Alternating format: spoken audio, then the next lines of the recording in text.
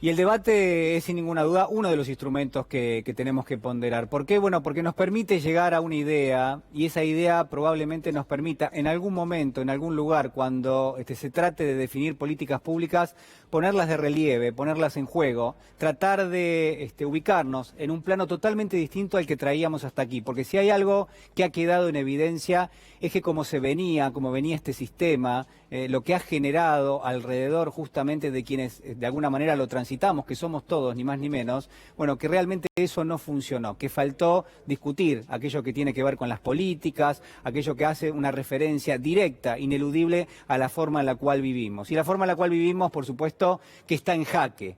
Por supuesto que en algún caso ha tenido, sin ninguna duda, una gravitación muy fuerte en términos sanitarios. Nos cambió la vida, cambió nuestra conciencia, cambió la forma en la cual nos relacionamos y eso también estuvo en gran medida, si usted lo piensa, prácticamente en peligro. Y se ha reconstruido desde algún lugar, un lugar muy distinto, un lugar donde siempre lo que apuntamos es a volver a una supuesta normalidad, algo que no va a pasar. Cuando analizamos también cómo se ha llegado a esta cuarentena, cómo se ha transitado, cómo hemos guardado más de 100 días precisamente cumpliéndola, descubrimos que hubo necesariamente que transitar por consensos, que en términos generales, a pesar de los distintos espacios políticos, bueno, se llegó a un acuerdo, que si bien cada distrito tenía sus necesidades, estoy hablando de la ciudad de Buenos Aires y también de la provincia, que cuando fue necesario, que cuando realmente hubo que dar la discusión, que cuando realmente hubo que sentarse en una mesa a tomar definiciones de carácter político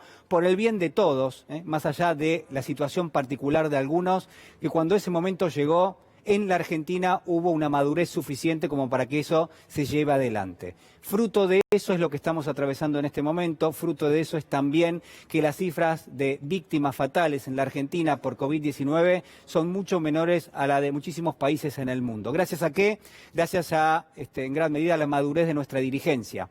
Madurez que en algún caso también se pone a prueba, madurez que por supuesto queda dentro del debate político. Por eso, cuando miramos hacia adelante, cuando vemos qué es lo que va a ser necesario de aquí en más, la economía también va a jugar un rol, lo social también va a jugar un rol, ya lo está jugando en este momento. Y no hay que hacerse los distraídos. ¿Cuáles son los temas que tendremos que discutir próximamente? Y son muchísimos, por supuesto. Son en gran medida cada una de las cuestiones que usted analiza permanentemente, que hacen a la vida cotidiana, donde probablemente podamos tomar nota de cada uno de ellos y nos vamos a dar cuenta que falta la discusión, que tiene que llegar esa discusión. ¿Por qué? Porque tenemos que hablar de la deuda, hay un gran paso ya dado, sin ninguna duda, a partir de este acuerdo, pero tendremos que llegar un poquito más adelante. ¿Qué pasa con el impuesto a la riqueza, por ejemplo? Bueno, también, ¿no? La discusión habrá que darla en el Congreso, seguro que sí, pero también la sociedad tiene que estar y tendrá que estar a la altura de esa circunstancia. La obra pública, cómo se pone en marcha, cómo se financia,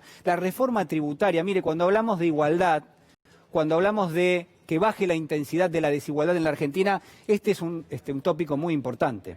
¿Cómo vamos a reformar los impuestos? ¿Es aburrido hablar de impuestos? Mire, la verdad que no, si tenemos en cuenta que en esto redunda en gran medida poder bajar la desigualdad en nuestro país. ¿Qué pasa con las tarifas de los servicios públicos? Analicemos lo que ha pasado en los últimos 4 años para tratar de conciliar en parte en aquello que tiene que tener lugar ahora, los derechos de grandes sectores de la sociedad que no pueden pagar tarifas demasiado elevadas y para los cuales tiene que haber algún tipo de subsidio y algún tipo de decisión política detrás. ¿Qué pasa con los despidos y suspensiones? De vuelta, no hay que hacerse los distraídos. En el mes de abril se perdieron más de 185.000 puestos de trabajo. En el mes de abril y con un decreto que prohíbe los despidos, se perdieron más de 185.000 puestos de trabajo. Esto es lo que hay que discutir. Esto es, de alguna manera, lo que va a ser materia, creo yo, de debate de aquí en adelante. Ya tendría que serlo. ¿Qué pasa con la energía en la Argentina? No, fíjese cuáles son, en gran medida, los elementos de este derrotero que debiera llevarnos a otro lugar.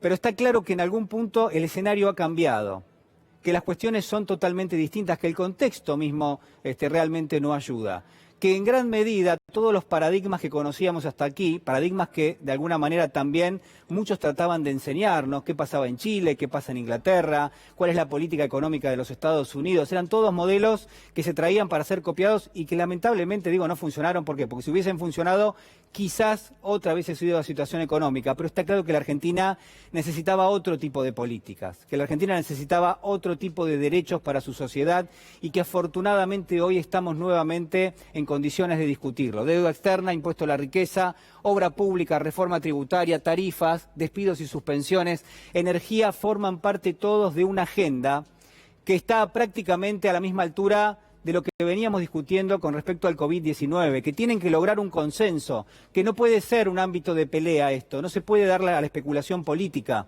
No puede haber aquí más que consensos y más que acuerdos porque el país está en una situación crítica. Por eso me indigna, en parte, quiere que le diga, me indigna ver a referentes de la economía, personas que son muy escuchadas en algunos sectores de nuestro país, que lo único que hacen es criticar y que han enarbolado como la crítica una especie de bandera que llevan hacia adelante. Por ejemplo, el señor Miguel Ángel Broda, que ha establecido una crítica, dice, se sale haciendo todas las cosas al revés de lo que hace este gobierno, ¿no? Desde lo que este gobierno plantea, el economista cuestionó la cuarentena y la estrategia para hacer frente a la pandemia, ¿no? Por supuesto hay de todo, ¿no? Economía y también en lo sanitario. Uno podría preguntar, bueno, ¿qué sabe el señor Broda, este economista de términos sanitarios, de la cuarentena, de la pandemia? ¿Por qué cree que puede estar a la altura de, por ejemplo, un infectólogo, de los asesores del presidente? Y en todo caso también habremos que discutir cuáles son las recomendaciones de carácter económico. Y mire lo que yo le digo, hay un sector de la sociedad argentina, un sector que se supone que sabe de economía, que viene repitiendo las mismas recetas que ya vimos que no funcionaron en los últimos 4 años.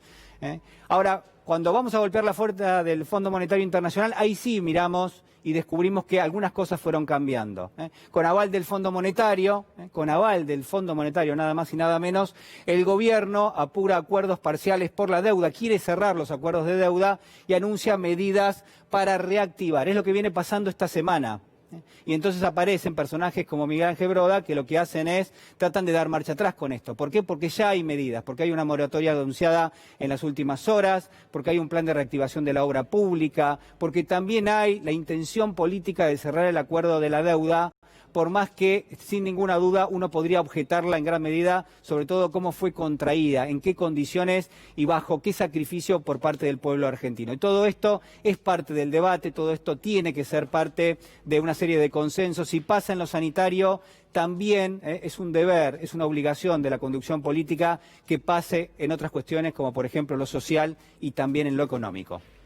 Luli.